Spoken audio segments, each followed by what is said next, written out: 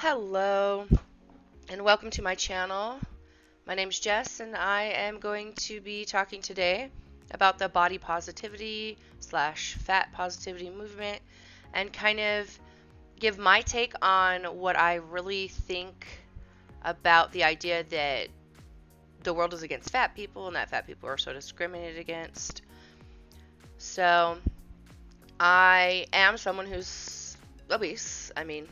You know, sometimes it's not obvious when I'm sitting, but I am. And I am in the process of trying to lose weight for my own health because, it gets hard after a while when you are almost at 400 pounds and you have to walk up 10 steps or walk up an incline, to get to work. And so, I'm just tired of feeling so exhausted. Honestly.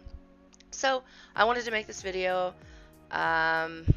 just to kind of, go over some things that I've researched and have been learning just throughout. So I will be looking at, I wouldn't call it a script, but like an outline, because if I don't, I will trail off and I will never finish my thought. So I'm actually going to move to this screen right here. Alright, because I'm going to use some websites to kind of show what I'm trying to say too. So, so obesity and the body positivity movement is what I'm calling this. So, there is a huge divide between people in the body positivity movement and those in the scientific community in what they tell you about obesity and whether it's a health issue or not. I've heard some TikTokers say, oh, it has nothing to do with health, and health is an individual problem, which to me is a ridiculous idea because, it is.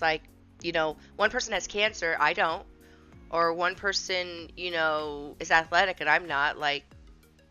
Our health isn't the same, So, there are a few main points that they make regarding obesity, and whether it is a medical issue and the long-term effects and whether there are and if you can be healthy at a larger weight.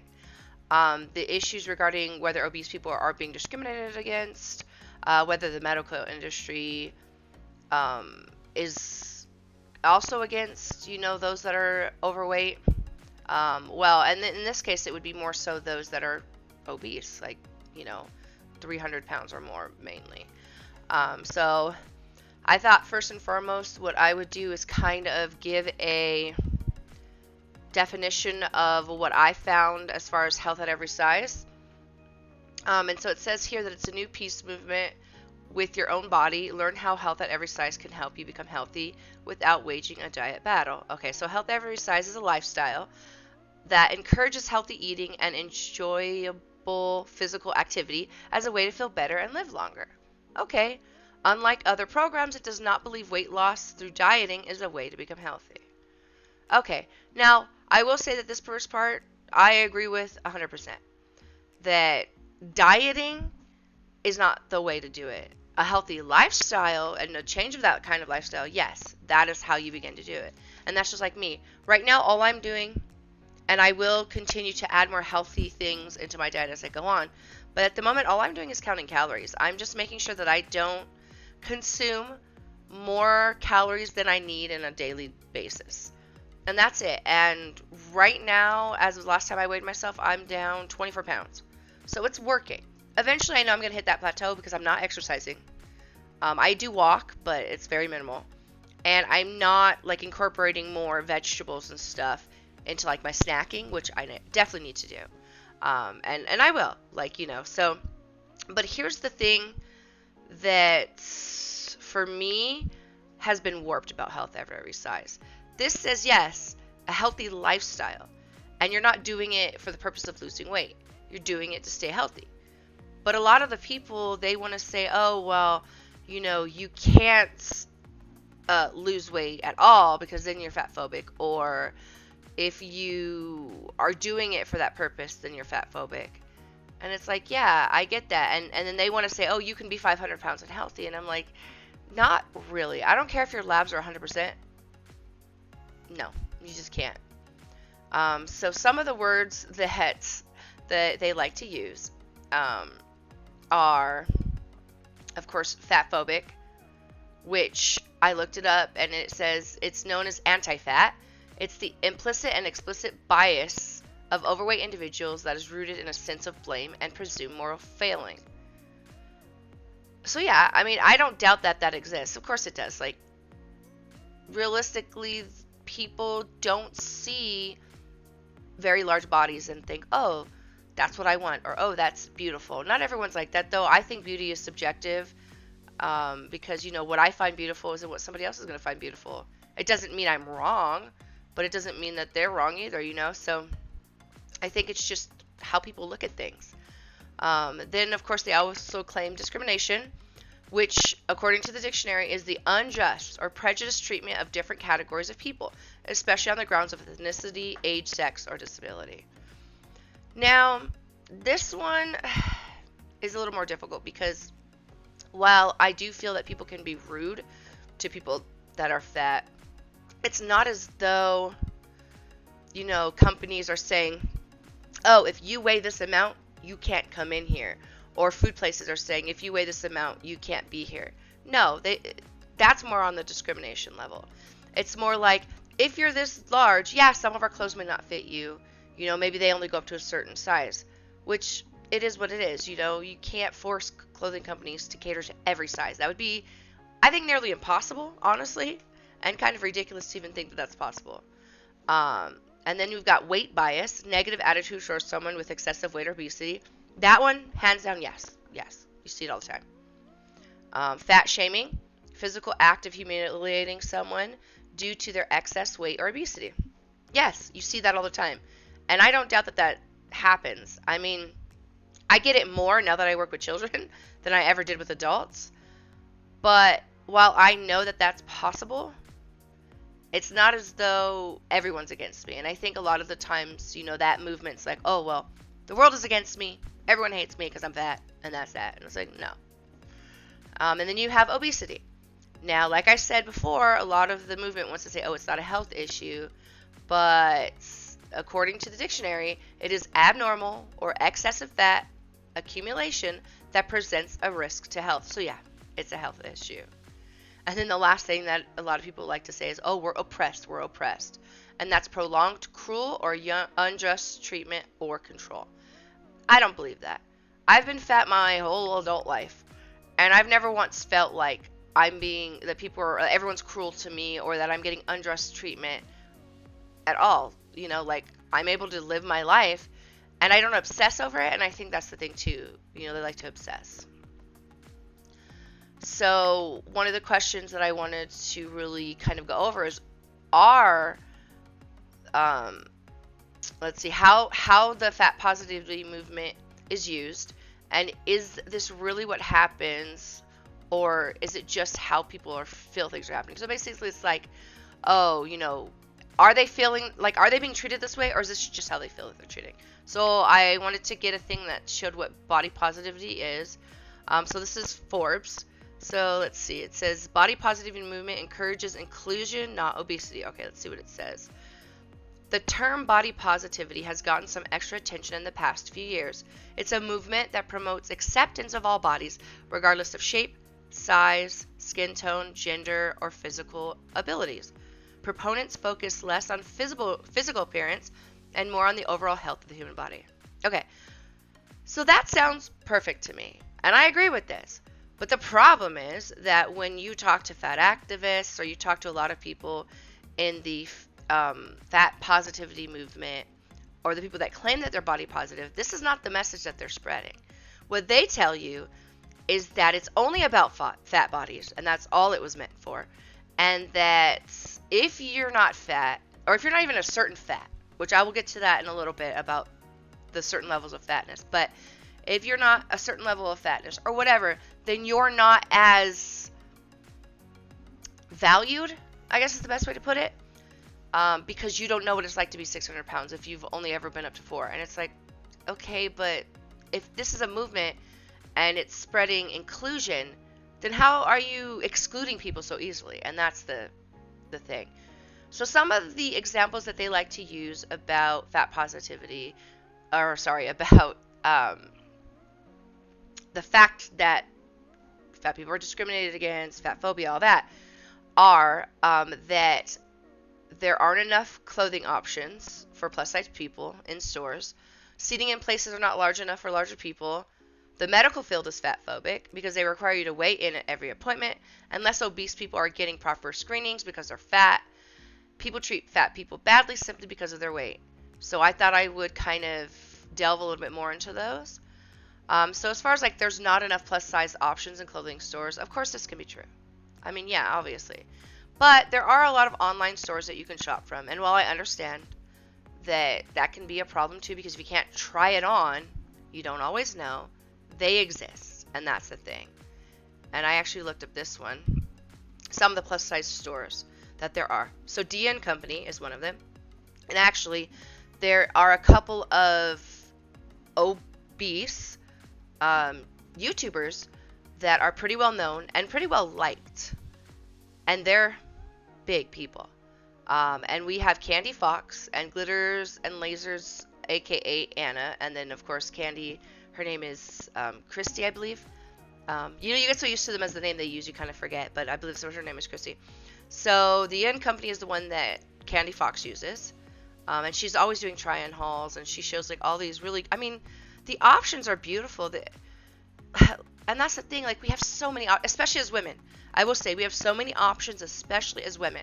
Men, I feel like if anyone should feel like, oh, they don't have enough options, it should be obese men. Because I feel like their clothing is just, it's not a marketable thing to do, you know? So they're not going to invest the way they do in women's clothing. Because women tend to shop more for clothing than men do. And then you have ASOS. I've never shopped at ASOS, but I've heard good things. And they have, I mean, look at how cute. There's Eloquii, also really cute. I believe this is an English brand, if I'm not mistaken. But I mean, like, so many options. And it's not like your typical, you know, muumuu or the pants with the elastic, you know, the elastic waist. You know, like, you always had this just look for obese people, and this is what I hated when I was younger, well, as I was getting bigger. I'm just like, why do I want to look like that? This is one of my favorites, Fabletics. I know that Tess Holliday still is one of the people that they have, you know, talking about it, but this is great. I mean, all these options, and that's one of our biggest complaints. And I'm like, okay, I get it. So you can't go to a store sometimes and buy plus size. And the funny thing is, they are working on it. Old Navy's working on it. Torrid has a lot of brick and mortar stores. So there are stores out there, and sometimes, yeah, you gotta look for them, but the same goes for people who are really not shaped like the typical way. You know, like if your body isn't a typical body from one end of the spectrum to the next, then yeah, you're going to have to search. But it's like, you know, they call that fat phobic, oh, because they don't sell enough. And it's like, this isn't even only a fat issue. I mean, you look, like I said, look at people with dwarfism. They can't go into a store and find clothing that fit them perfectly. They usually have to have them altered, sometimes made from scratch for them. It's unrealistic to expect clothing companies to make clothes for every body. Companies that cater to larger bodies that don't make clothes typically below a large, are they skinny phobic? Can then people be like, oh well, and then of course fat positivity, like, well, they have everything, they don't need it. But it's like they could use the same argument, right? And then we have seating is not large enough in a lot of places. And this one I agree. Yes, within reason, I think there should be some options for people who are larger. But I'm sorry, if you get to a certain point, that's difficult to expect. You know, like how big should the chairs get? You know, I think that most chairs should stop having arms on them. I'm gonna be honest. That would be a great thing. Stop putting arms on chairs. There you go. That's at least one compromise. You know, because that's always been my biggest issue, because my hips, you know, are wide. So that'd be great. I would love that. But the thing is, like, I look at it this way. Someone who is in a wheelchair, they don't go to a place and expect that they're going to have wheelchairs there for them. They bring their own wheelchair. They have their own accommodations. So sometimes I feel like at a certain weight, and I know it sucks, you kind of have to bring your own accommodations. Like if you need a bigger chair, See if you can buy one online that folds. Bring it with you. There you go. You got a chair that isn't going to break or isn't going to, cause you to be uncomfortable while you're sitting there. But I do feel like a lot of the people in this movement just have this fantasy life. It's a fantasy world that I think they live in sometimes, where they're just like, oh, well, this offends me and this is affecting me, so everyone has to accommodate me. And it's like, no, I'm sorry, that's privileged thinking. And they talk about thin privilege, but fat people are privileged. Like, I don't care. Like, the people in this movement are privileged because they think that the world owes them everything. And it's like, I'm sorry, that's just not the way it works. And then let's see. So we have the medical field is fat phobic. So I looked up reasons why some people who are bigger have issues with, like, especially women. We're, mainly I talk about women because that's what I know. But basically having to weigh yourself at every appointment, and that less obese people are getting proper screenings for cancer because they're fat. So is the medical field intrinsically fat phobic? Doctors ask you to be weighed during each appointment, so they must be, right? I mean, sure. The truth of the matter is there are many health reasons for this being necessary, and it is relevant that they know your weight is fluctuating or not more than it should be, because then there could be a health issue that you need to take care of. Also, when it comes to medications, they need to know your weight so they know how much of the medication to give you. So it makes sense that, of course, you need to be weighed. So the other thing is about how women don't get pap smears when they're obese, or they don't get mammograms when they're obese. And I'm going to be honest, the main reason for this is because the fat activists and this community, they spread this idea that doctors are fat phobic, that getting weighed is the worst thing in the world, that it's a scary place to be. And so people, especially the younger generations who grow up believing this, they're going to be a lot more hesitant to go to the doctor. Now, I have been going to a gynecologist since I needed to, since I was about 18. And I have never once had an issue where my being fat caused me any problems. Now, I know it's my own personal experience, but that's the thing too. They tend to use their own personal experience to set the idea for everyone. Like, oh, well, this is my experience, so obviously this is true. This is how everyone is treated. But that's not true. I've never felt that way. And so it's like, I don't know. And I even looked it up. Like, I looked up an article from the National Library of Medicine, and it says, in the general population, higher cancer screening rates are associated with certain health beliefs, such as higher perceived susceptibility to cancer, greater perceived benefits from screening, and higher perceived self-efficacy. While barriers such as fear, fatism, embarrassment, and lack of access are associated with lower cancer screening rates. In addition, women who are obese may face unique barriers to cancer screenings. For instance, embarrassment about weight, heightened anxiety regarding physical privacy, and perceptions of increased pain and discomfort from cancer screening procedures. They may also delay prevention exams to avoid weight bias in healthcare settings. Negative beliefs, attitudes, stereotypes, and behaviors towards overweight and obese people. Finally, many women who are obese have several, and I'm sorry, I'm going to get this word wrong, comorbid illnesses, and are more immediate health demands may outweigh routine or prevention screenings. So, and it's true, there is a big fear of doctors. There is a big fear of, being embarrassed. And the fat positivity movement basically lights that fire all the time when you hear the things that they say about being obese and going to a doctor. And it's like, so what do they expect? Oh yeah, I'm just going to go and do this thing that you say is so scary. Like, no. The other thing is that people treat fat people badly simply because of their weight. While it is true that obese people are treated worse by certain people, I don't believe every person is fat phobic. Most people don't even care if you're fat or not, which is true. Most people are too self-absorbed, as most of us, and they couldn't care less about you. And it's true, like, come on. Do you really walk around saying, ooh, I'm going to look at this person because they're this. I'm going to look at this person because they're this. I mean, some people do because maybe they don't have, much going on, but most people don't. We live our lives. We do our own thing. I know I'm oblivious to pretty much everything around me. I have tunnel vision. It's been my thing. It is what it is. And you get, I do think that one of the things that may cause this to happen more often are people who have platforms on social media where they're obese and they're talking about it and they're making it a big deal.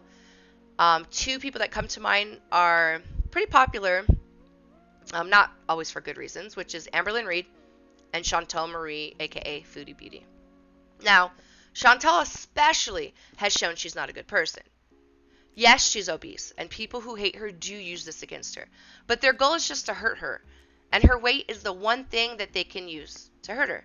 And that's usually the issue. They don't simply hate you because you're fat, but they know you're fat, and they know it's an insecurity, and they're gonna get you with it. And then, she got rid of her cats. She had 2 cats. She got rid of them because she met some guy. They've been married for 3 months. They got married shortly after meeting. She's moving to his country, and she's like, well, I'm not going to take the cats with me. Now, while I think it's better for the cats, one of them is 20 years old. So she's all they've known. And she was like, okay, whatever.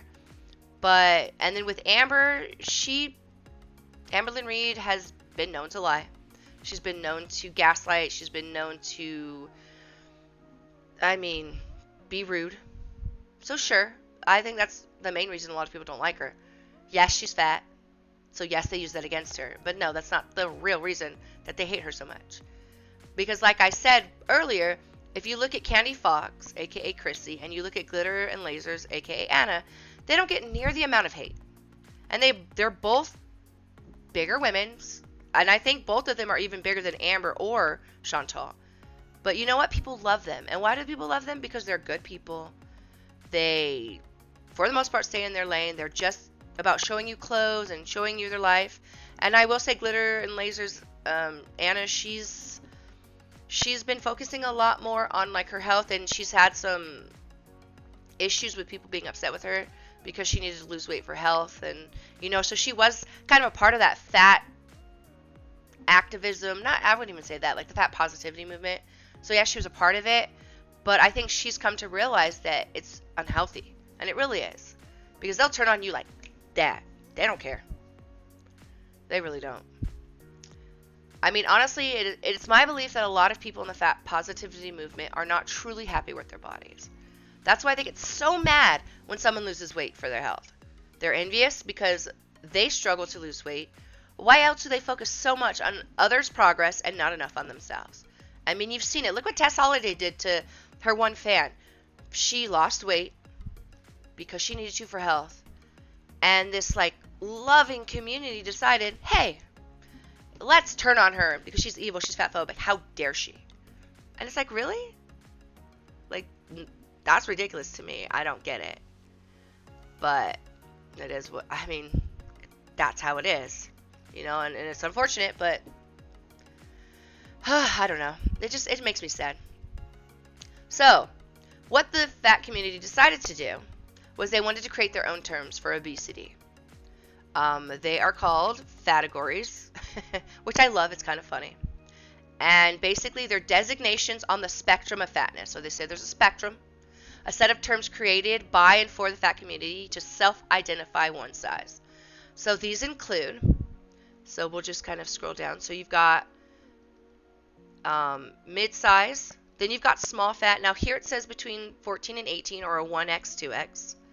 Then you've got mid-fat, which is a 2024, which is around 2X, 3X. So you're just going up a couple sizes. This one's funny. That's not what they call it, but it's hilarious to me.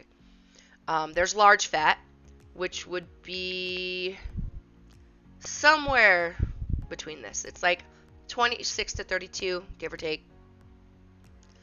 And then you've got a 3X, 4X. Then you've got the super fat, which according to this, it says it's about a 26 to 32 plus. The other website I use kind of said around size 32, 34, 4X, 5X. Then you've got infinifat. That's someone who's a 34 to 36, 5X, 6X. And then you have what they call death fat. Now that's someone 36 size up, so 6X and up. So they feel like this is better than being called obese. I mean, it doesn't change the fact that you're obese. I mean, me telling people my weight does not change the fact that I'm fat. It doesn't. Yeah, it can suck because weighing what I weigh, which I'm right now at 362, I want to believe. I weighed myself, but I don't have the information in front of me. But that doesn't change any of it. And the thing is, this is really what they're using to discriminate against those even in their own community. Like I said, small fats are not respected. Like someone like me, I think I'm what? Mid-fat? I'm about a mid-fat. So because I'm not 6X or size 32, 34, my opinion about being fat doesn't matter. And this is what they do. And it drives me crazy. And like I mentioned before, you had the issue with Tess Holliday. She turned on the girl that lost weight, and she said it was for her mental issue. But my thing is, like, why does it cause you mental issues to see others succeed? I'm obese, and I'm always happy for those that change their health. Like, I don't see any issue with it because they're bettering their life. Like, why would I care? I'd be like, and they talk about, oh, well, you're healthy because, like, your labs, they come out really great. My labs are perfect. Better than probably some thin people. But you know what? I'm still not healthy.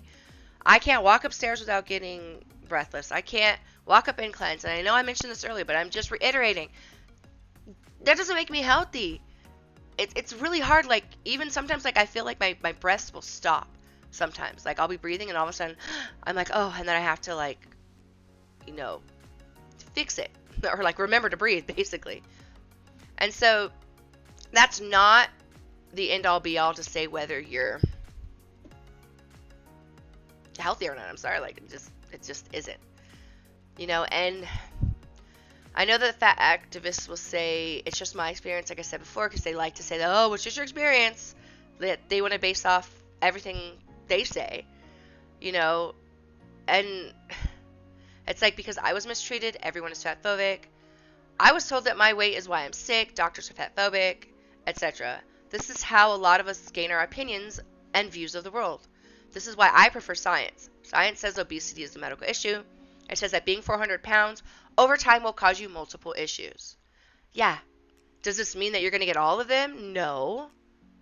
But you're more likely to. And opinions aren't feelings. And that's it. Now, my next video, I want to kind of delve a little more about obesity and kind of the complications that you can have and that sort of thing. But, like I was looking at, and here's the thing, you can look on both sides, and there's going to be the affirmative, and then there's going to be the opposite as far as whether fat people are discriminated against. I mean, this says they're not oppressed. And I am more inclined to believe this. I don't think fat people are oppressed. Because I've heard a lot of people say that to get that big, you have to eat a lot. And it's true. And I know they talk about heredity, and I'll delve more into that in my next video. But for now, I don't know. I want your opinion. I want to know what you think. And I'm sorry that this is all over the place and that I talk really fast. I'm probably going to do as little editing as possible because, honestly, I suck at it. But, I know a lot of people are going to agree and a lot of people are going to disagree. I just say, don't be rude, be civil, no matter whether you agree with me or not. But until then,